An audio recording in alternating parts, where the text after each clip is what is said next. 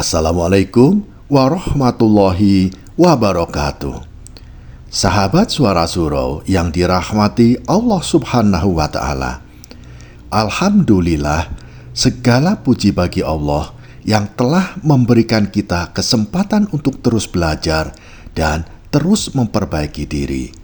Sholawat serta salam semoga selalu tercurah kepada Rasulullah Shallallahu Alaihi Wasallam, kepada keluarga, kepada sahabat, dan kepada kita semua sebagai umatnya hingga hari kiamat. Dalam perjalanan hidup seorang muslim, tak ada panggilan yang lebih mulia dari panggilan suci menuju Baitullah. Ibadah haji, rukun Islam kelima, bukan sekedar perjalanan fisik, tetapi sebuah perjalanan hati, perjalanan jiwa, dan pengorbanan yang mengikat setiap insan dengan keagungan Allah Subhanahu wa Ta'ala. Hari ini kita akan menapaki kembali jejak sejarah, menyaksikan sebuah dokumenter langka dari tahun 1964, sebuah potret masa lalu yang merekam perjuangan para jamaah haji di era yang penuh keterbatasan, namun dipenuhi dengan keikhlasan dan keteguhan iman. Di tengah perjalanan yang sulit, mereka mengajarkan kita tentang arti sabar, arti tawakal, dan cinta yang tulus kepada Allah Subhanahu wa Ta'ala. Semoga dengan menyaksikan tayangan ini, kita bukan hanya mengenang masa lalu, tetapi juga memperdalam rasa syukur kita, menumbuhkan kerinduan untuk memenuhi panggilan sucinya, dan memetik hikmah dari setiap langkah yang mereka tempuh. Sahabatku, selamat menyaksikan. Semoga Allah Subhanahu wa Ta'ala melembutkan hati kita dan menguatkan niat kita untuk suatu hari menjadi tamunya di Tanah Suci. Insya Allah. Perjalanan haji dari Indonesia pada tahun 1964 masih mengandalkan kapal laut sebagai sarana utama. Perjalanan ini bukan sekadar perjalanan fisik, tetapi juga perjalanan spiritual yang penuh ujian, kesabaran, dan keikhlasan. Perjalanan ke Jeddah bisa memakan waktu sekitar 2 hingga 3 minggu, tergantung cuaca dan rute pelayaran. Ketika kapal berhenti di dermaga, para petugas pelabuhan dengan pakaian khas menyambut jemaah.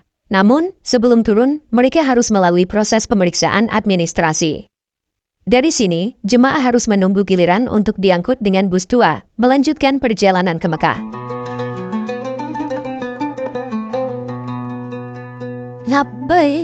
Saat jemaah tiba di kota Mekah, mereka disambut dengan suasana kota suci yang jelas jauh berbeda dibandingkan sekarang. Kota Mekah terasa semrawut dengan jalan-jalan yang sempit dan ramai. Kendaraan berlalu lalang, sebagian besar mobil, bus, dan truk yang mengangkut jemaah maupun barang menciptakan kemacetan. Di sepanjang jalan, pedagang kaki lima menjajakan berbagai barang, kurma, roti, pakaian ihram, hingga barang-barang kebutuhan lainnya. Suasana kota Mekah tahun 64 ini terasa penuh dengan energi, meskipun tidak ada kemudahan seperti sekarang. Ketegangan di jalanan dan padatnya lalu lintas bukanlah hambatan bagi jemaah yang penuh semangat untuk beribadah. Keikhlasan dan kebahagiaan mereka begitu terpancar karena mereka telah sampai di tempat yang selama ini mereka impikan, yaitu Tanah Suci yang penuh keberkahan.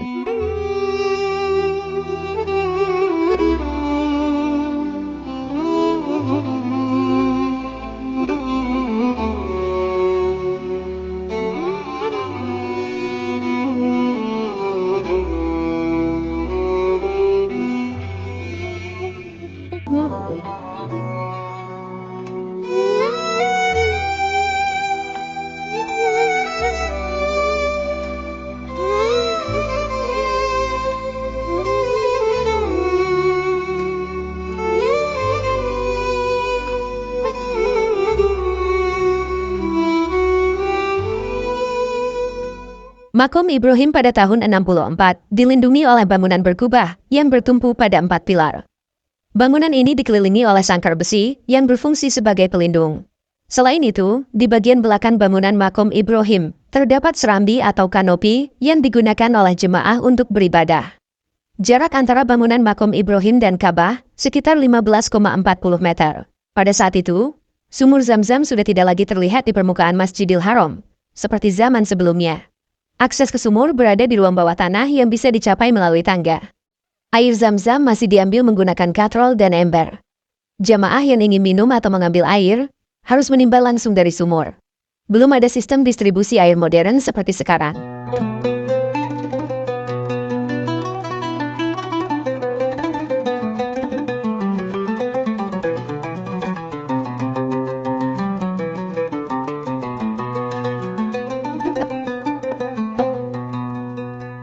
لبيك اللهم لبيك لبيك لا شريك لك لبيك إن الحمد والنعمة لبيك اللهم لبيك لبيك لا شريك لك لبيك إن الحمد والنعمة لك والملك لا شريك لك لبيك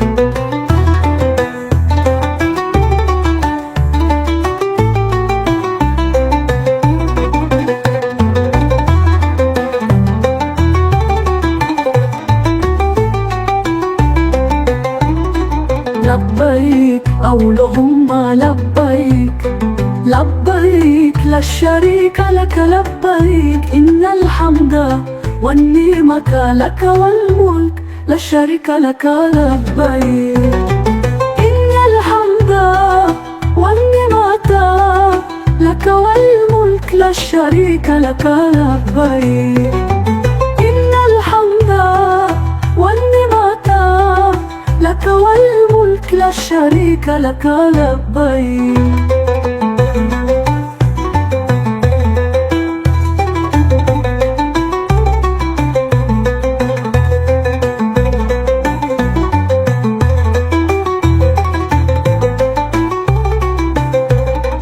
لبيك اللهم لبيك لبيك لا شريك لك لبيك. Bagi Mereka yang lanjut usia atau kesulitan berjalan, solusinya dengan ditandu. Beberapa orang mengangkat tandu dari kayu, membawa mereka mengelilingi Ka'bah dengan penuh kehati-hatian. Pemandangan ini menjadi bagian tak terpisahkan dari musim haji di era itu.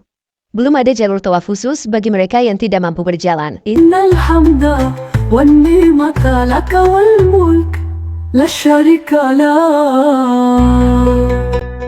Lantai jalur Sa'i belum dilapisi lantai marmer seperti sekarang. Di sepanjang jalur Sa'i, belum ada batasan atau pembagian jalur. Jamaah berjalan dan berlari kecil dalam satu jalur yang sama.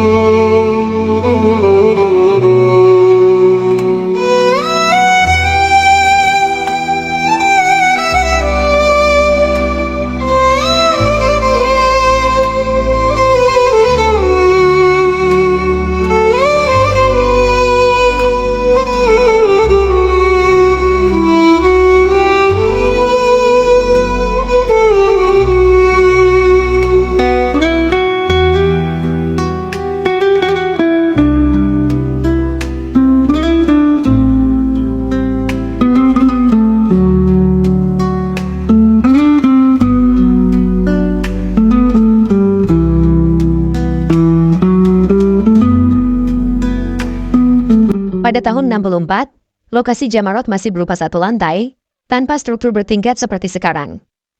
Tempat lempar jumroh hanyalah area terbuka dengan 3 pilar batu yang berdiri di tanah, Jumrah Ula, Wusto, dan Akobah.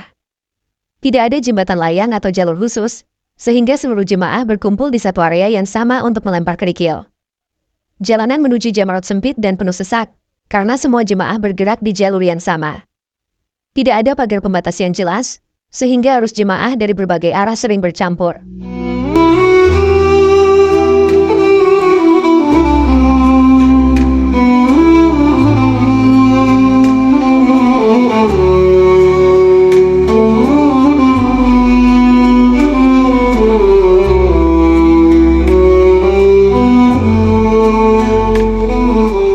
Sebelum meninggalkan Mekah, jemaah haji melakukan tawaf wada sebagai bentuk perpisahan dengan Baitullah.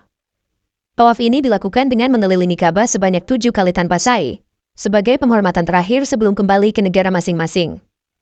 Setelah itu, jemaah dianjurkan untuk berdoa dan tidak lagi melakukan aktivitas lain di Mekah, selain persiapan pulang.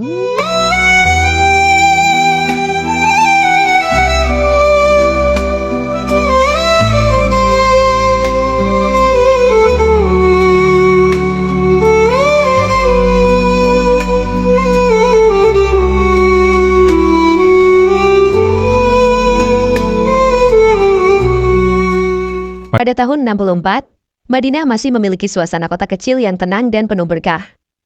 Masjid Nabawi, pusat spiritual umat Islam di kota ini, sudah mengalami beberapa renovasi, tetapi masih jauh dari kemegahan seperti sekarang.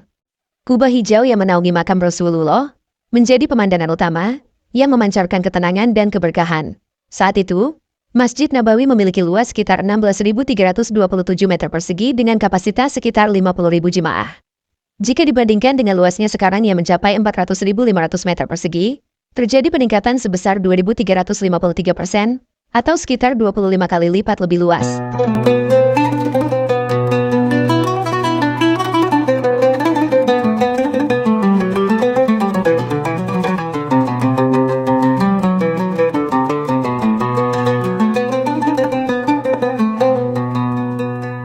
لبيك اللهم لبيك لبيك لا شريك لك لبيك إن الحمد والنعمة لبيك اللهم لبيك لبيك لا شريك لك لبيك إن الحمد والنعمة لك والملك لا شريك لك لبيك.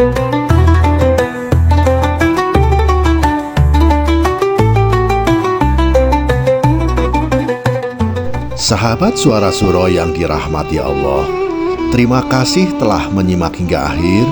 Jangan lupa untuk subscribe, like, dan bagikan video ini agar pesan-pesan kebaikan ini dapat tersebar lebih luas. Kami ucapkan terima kasih kepada sahabat-sahabat yang telah membantu menyebarkan pesan ini. Semoga Allah Subhanahu wa Ta'ala memberikan keberkahan kepada sahabat-sahabatku dan keluarga, serta menerima amal ibadah kita semua. Amin ya robbal alamin. Wassalamualaikum warahmatullahi wabarakatuh.